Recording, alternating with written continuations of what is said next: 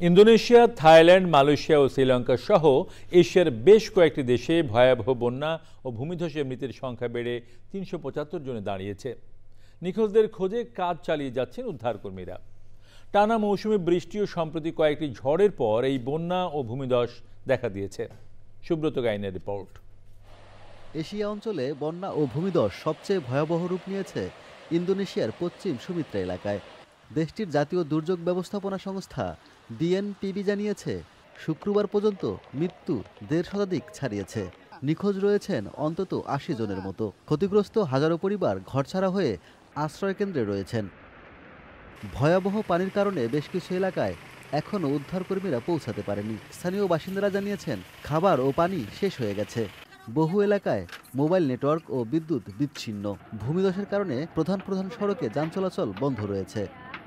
থাইল্যান্ডের দক্ষিণাঞ্চলে বন্যায় এখন পর্যন্ত মারা গেছে প্রায় ১৫০ জন। সরকারি হিসেবে ক্ষতিগ্রস্ত ৩৫ লাখ মানুষ। কিছু শহরে বৃষ্টি থামলেও রাস্তায় এখনও হাঁটু সমান পানি। বহু পরিবার বিদ্যুৎহীন রয়েছেন। মালয়েশিয়ায় ভারী বৃষ্টির শঙ্কা এখনও রয়ে গেছে। সাগর উত্তাল থাকায় ছোট নৌকা চলাচলে নিষেধাজ্ঞা জারি করা হয়েছে। দেশটির পররাষ্ট্র মন্ত্রণালয় জানিয়েছে, থাইল্যান্ডের বন্যা কবলিত হোটেল থেকে প্রায় ১৫০০ মালয়েশিয়ানকে উদ্ধার করা হয়েছে। আরও ৩ শতাধিক আটকে আছে, যাদের উদ্ধারে কাজ চলছে।